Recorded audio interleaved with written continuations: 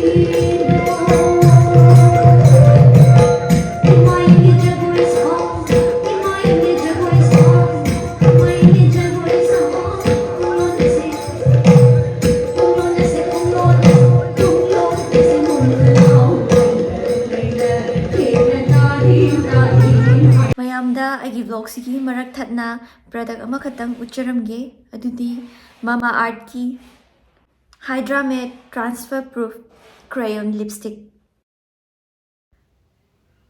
Argan Oil amadi Hyaluronic Acid ani pullaga sabani ado si lipstick se matte safe certified su oibani ai si se dum set sing se sang ga dum ucharage kamain to we have dum machu sing se ado si se lipstick sing se kai no aina yam pami se kai no hai matam ko yamna easily kano one stroke ta dum blend to give dum mathanda dum hanjin sangnadrasu yare ba aduga it lasts for 12 hours ko adum hydration piraga 12 hours adum laidoine ba aina hoji sangi ba color sina shade sina ko light pink hai ba shade chine ba ko sise adum ai shade liba kano singa chana na ba firon jiga chana na ba na sum sanjil bane pink se do kitang di yak ti ya e do ai nangai ayak ba se kya yak pa se kya su pam jade be sa gi na adu adum awaw ba acham adum sang bane adu sida su lon yaw re ko se ching se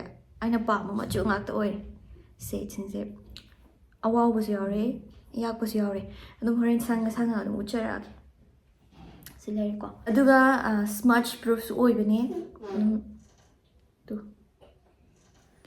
You don't need to worry about using these lipsticks on a daily basis because they are made safe certified, which is a proof of no toxins, chemicals, and parabens. Get beautiful, nourishing, and moisturized lips in one single swipe. So why pick between long-lasting color and hydrated lips when you can have both? Choose from 7 appealing shades and make them your own.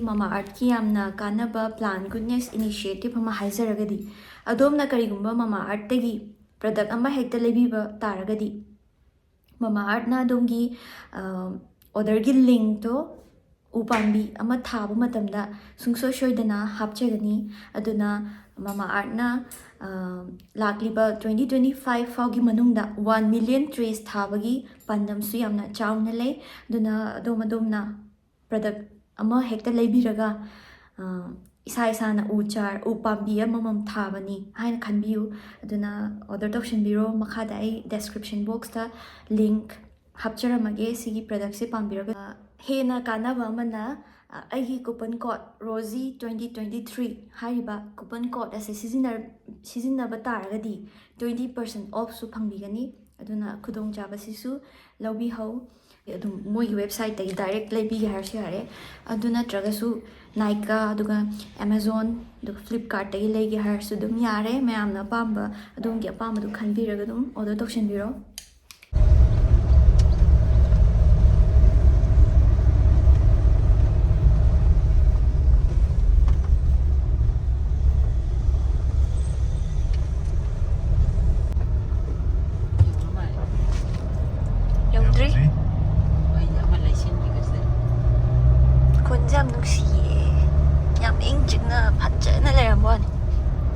타자드나 스마일레 보니까 타자데바 지금 스파너를 용작띠 파자는 파너를 사이즈 제슬레 아니 가능하네 또 용작 밤비 틱타웨 반 지소 자우라디아스 노르니 해지디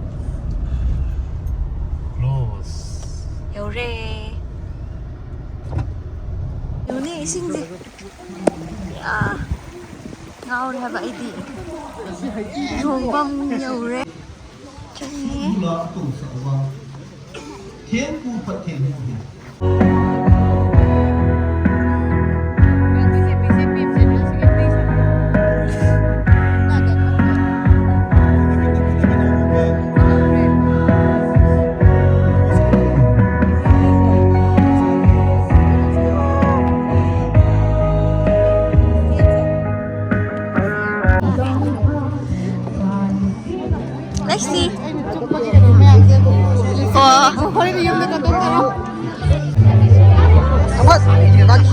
ꯃꯌꯥꯝꯗ ꯍꯧꯖꯤꯛ ꯀꯩꯅꯣꯝ ꯎꯠꯀꯦ ꯌꯥꯝꯅ ꯇꯥꯡꯕ ꯃꯌꯥꯝꯅ ꯄꯥꯛ ꯎꯕ ꯐꯪꯗꯕ ꯂꯩ ꯃꯈꯜ ꯑꯃꯈꯛ ꯂꯩ ꯁꯤꯗ ꯂꯩꯔꯦ ꯆꯤꯡꯊ꯭ꯔꯥ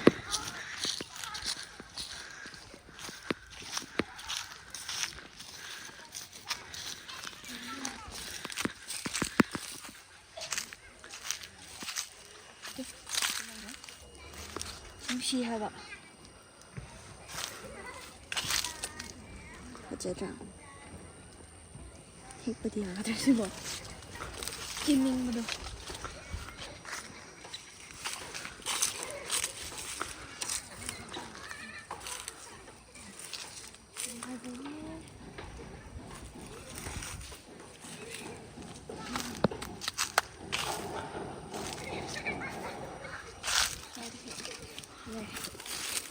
ama hekchare mayamda sum utnaba du memory oina su sum thamnaba ko si yamna si ubudagi pamandana photo namning mandana video namning mandana ai changai ni khadre ngo mayam kai lamdanu kai hamri che S.Molnom Village S.Molnom Village haba cleanest village hamna tra yam su phajai ngo manipur ga maludra haba idi siloinga yam mandra yam nanna inga chikna lay adi ngawre haningdre yumda ada chatla ding ngawre ama se la asa su thak ito ise chila age me am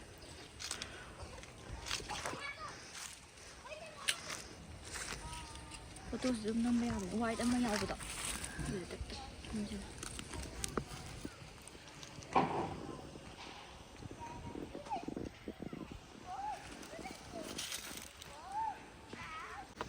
Kasi chandurin.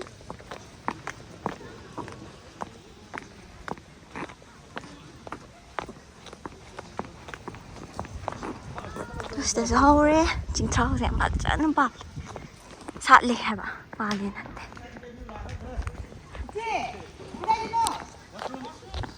ꯑꯣ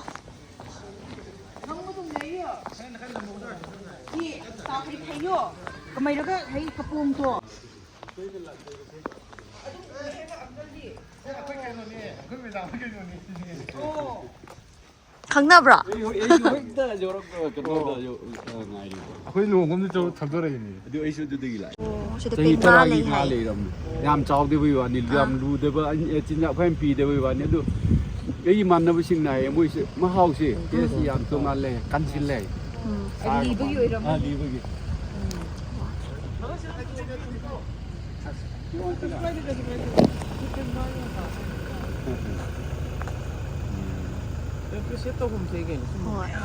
madam ꯑꯩꯒꯤ ꯃꯤꯡꯗꯨ ꯍꯦꯂꯤꯟ, ꯑꯩꯒꯤ short ꯍꯦꯂꯤꯟ wife.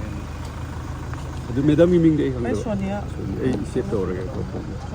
ꯑꯗꯨꯗꯤ ꯏꯄꯥ ꯅꯣꯡꯃ ꯂꯥꯛꯑꯒꯦꯀꯣ. ꯂꯥꯛꯑꯣ ꯂꯥꯛꯑꯣ. ꯑꯩꯈꯣꯏ ꯅꯣꯏ ꯄꯤꯛꯅꯤꯛ ꯃꯔꯨꯞ ꯃꯄꯥꯡꯗꯤ ꯂꯥꯛꯑꯒꯅꯦ. ꯅꯪꯒꯤ ꯕꯥꯂꯥꯒ ꯑꯗꯨ ꯂꯥꯛꯑꯒ ꯑꯩꯈꯣꯏꯒꯤ ꯃꯈꯥꯒꯤꯀꯣ. ꯃꯈꯥꯒꯤ ꯌꯨꯝꯒꯤ ꯁꯨꯃꯥꯡꯗꯨꯗ ꯃꯣꯏ ꯊꯥꯔ ꯐꯝꯃꯦꯒ ꯆꯥꯛ ꯑꯩꯅ ꯀꯅꯥꯅꯣꯅꯦ ꯍꯥꯏꯕ ꯀꯥꯟꯗ ꯍꯥꯏ ꯃꯣꯏꯅꯤ. ꯑꯩꯒꯤ ꯈꯨꯟꯒꯤ ꯑꯍꯜ ꯂꯃꯟꯁꯤꯡꯁꯨ ꯍꯔꯥꯎꯕꯅ ꯃꯉꯣꯟꯗ ꯇꯣꯏꯅ ꯌꯦꯡꯉꯕꯅꯤꯅꯀꯣ ꯃꯅꯤꯄꯨꯔꯤ ꯐꯤꯂꯝꯗꯣ. ꯑꯁ ꯃꯥ ꯂꯥꯛꯄ ꯀꯥꯟꯗ ꯆꯠꯂꯒ ꯑꯗꯨꯒ ꯀꯩꯅꯣꯅꯦ ꯍꯦꯔꯣ ꯑꯃꯗꯣ ꯀꯔꯤ ꯁꯟꯗꯥꯅꯟꯗ ꯍꯥꯏꯕ꯭ꯔꯥ? ꯁꯗꯥꯅꯟꯗ. ꯃꯥ ꯂꯥꯛꯑꯒ ꯁꯤꯗꯁꯨ ꯑꯩ ꯅꯣꯡꯃ ꯂꯥꯛꯑꯒ ꯑꯩ ꯑꯍꯜ ꯂꯃꯟꯁꯤꯡꯒ ꯁꯤ ꯂꯩꯔꯝꯃꯦ ꯃꯣꯏ. ꯑꯩꯅ ꯀꯅꯥꯅꯣ ꯍꯥꯏꯔꯒ ꯁꯟꯗꯥꯅꯟꯗ. ꯑꯗꯨꯗꯤ ꯈꯔ ꯃꯇꯝ ꯈꯔ ꯀꯨꯏꯔꯦ. ꯐꯅꯤ ꯑꯦꯅꯤ ꯀꯩꯅꯣꯝ ꯇꯧꯖꯔꯒꯗꯤ ꯑꯩ ꯑꯗꯨꯝ ꯁꯤꯗ ꯄꯦꯡꯕꯥ ꯀꯩꯀꯥꯁꯨ ꯂꯩꯔꯦ ꯍꯥꯏ.